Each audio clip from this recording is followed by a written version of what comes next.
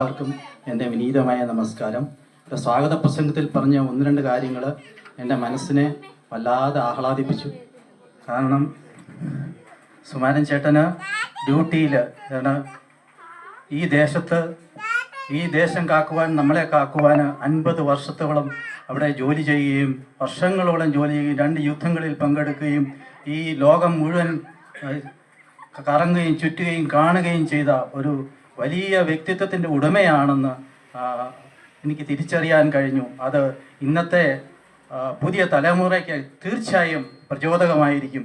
കാരണം ഈ ദേശത്തിന് വേണ്ടി ഇത്രയും കഷ്ടത അനുഭവിച്ച് 2 യുദ്ധങ്ങളിൽ പങ്കെടുക്കുക എന്നുള്ളത് തീർച്ചയായും ഇന്നത്തെ പുതിയ തലമുറയ്ക്ക് പ്രചോദകമായിരിക്കും. കാരണം ആ മനസ്സിൽ ഒരു സ്നേഹമുണ്ട്, ഒരു കരുതലുണ്ട്.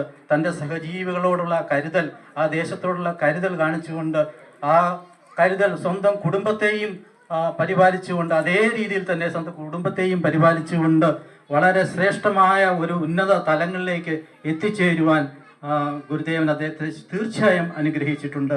നമുക്കറിയാം, ഒരു ഉദാഹരണം മാത്രം ഞാൻ പറയുന്നു. ബർട്രൻഡ് റസ്സൽ എന്നൊരു ഇംഗ്ലീഷ് ദാർശനികൻ പറഞ്ഞിട്ടുണ്ട്, ആരാണ് മഹത്തായ വ്യക്തി എന്ന് പറയുന്നത്, ആരാണ് മഹത്തായ വ്യക്തി, ആരാണ് മഹത്തായ മനുഷ്യൻ എന്ന് പറയുന്നത്. അതായത് മറ്റുള്ളവരുടെ വേദനകളെ, മറ്റുള്ളവരുടെ ദുരിതങ്ങളെ കുറിച്ച് ചിന്തിക്കുകയും അതിനെപ്പറ്റി വ്യസനിക്കുകയും ചെയ്യുന്ന ആരാണോ അവരാണ് ഈ ലോകത്തിലെ ഏറ്റവും വലിയ മഹത്വമുള്ള മനുഷ്യൻ. ഞാൻ പറയും, നമ്മുടെ ഇടയിൽ ഏറ്റവും മഹത്വമുള്ള ഒരു മനുഷ്യനായിട്ട് എനിക്കിപ്പോൾ കാണാൻ കഴിയുന്നത് സുമാരൻ ചേട്ടനാണ്. തീർച്ചയായും മറ്റുള്ളവരെ കരുതിയ, കുടുംബത്തെ കരുതിയ, ഇത്രയും നാളും സന്തോഷവും സമാധാനവും സ്വന്തം ജീവിതത്തിലല്ല എല്ലാവർക്കും പകർന്നു നൽകിയ ശ്രീ സുമാരൻ ചേട്ടനും ഐഷ ആൻറ്റിക്കും എല്ലാ ഭാവങ്ങളും ആയുസ്സും ആരോഗ്യവും സന്തോഷവും സമാധാനവും തുടർന്ന് നൽകട്ടെ എന്ന് ഗുരുദേവനോട് പ്രാർത്ഥിക്കുന്നു. നന്ദി, നമസ്കാരം. Thank you. മണിയാൻറ്റി.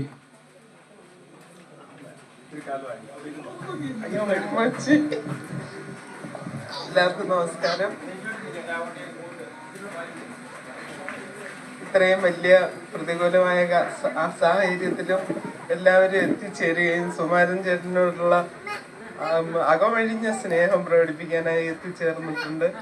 സുമാരൻ ചേട്ടന് ആയുരാരോഗ്യ സൗഖ്യം നേരുന്നു. അതുപോലെ തന്നെ ഐഷയ്ക്കും ചേട്ടനും വിവാഹമംഗളാശംസകൾ, 50 വർഷത്തിൻ്റെ ആശംസകൾ നേരുന്നു. തുടർന്നും നിങ്ങളുടെ ആരോഗ്യവും നിങ്ങളുടെ ജീവിതവും സുപ്രദമാവട്ടെ എന്ന് പ്രാർത്ഥിക്കുന്നു.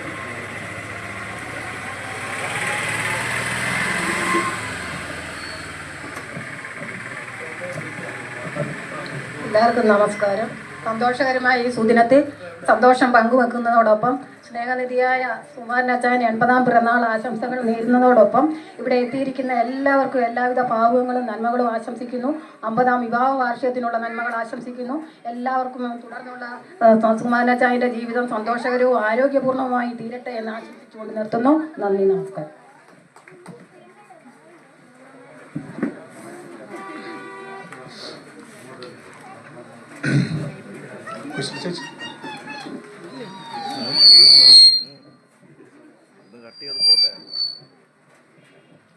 അച്ചായൻ്റെ 80-ാം പിറന്നാൾ ആഘോഷിക്കുന്ന ഈ വേളയിൽ അച്ചായനെ എല്ലാവിധമായ ജന്മദിന ആശംസകളും നേരുന്നു.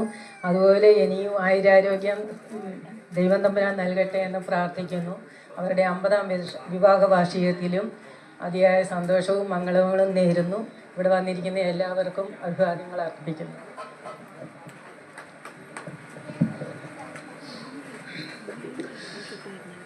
വേറെ ആർക്കെങ്കിലും ഇവിടെ വന്ന് നിന്ന് സംസാരിച്ച് ചാച്ചനും അമ്മയ്ക്കും അർപ്പിക്കാനുണ്ടെങ്കിൽ വരാം. സൽജ.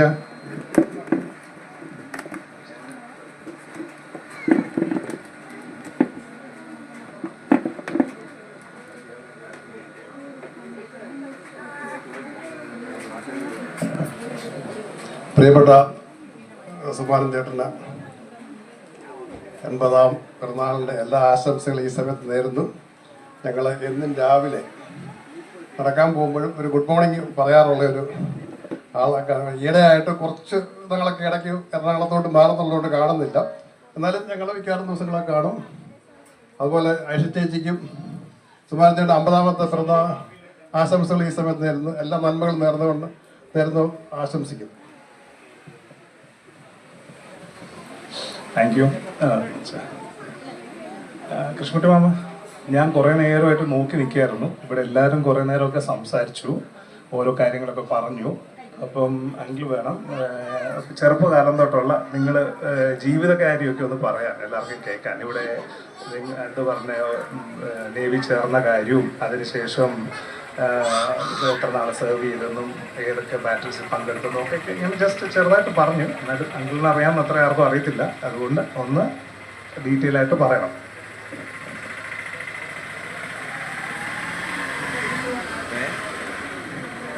എല്ലാവർക്കും നമസ്കാരം. എൻ്റെ പേര് കൃഷ്ണൻകുട്ടി. ഞാനും സുകുമാരൻ തമ്മിലെ ഔദ്യോഗികമായി പറഞ്ഞാൽ ഏതാണ്ട് 60-65 വർഷത്തെ പരിചയമുണ്ട്. ചെറുപ്പം മുതലേ ഞങ്ങൾ തടിയൂർ സ്കൂളിൽ പഠിച്ച പരിചയമുണ്ട്. അതിനുശേഷം ഞങ്ങൾ നേവി ചേർന്നു.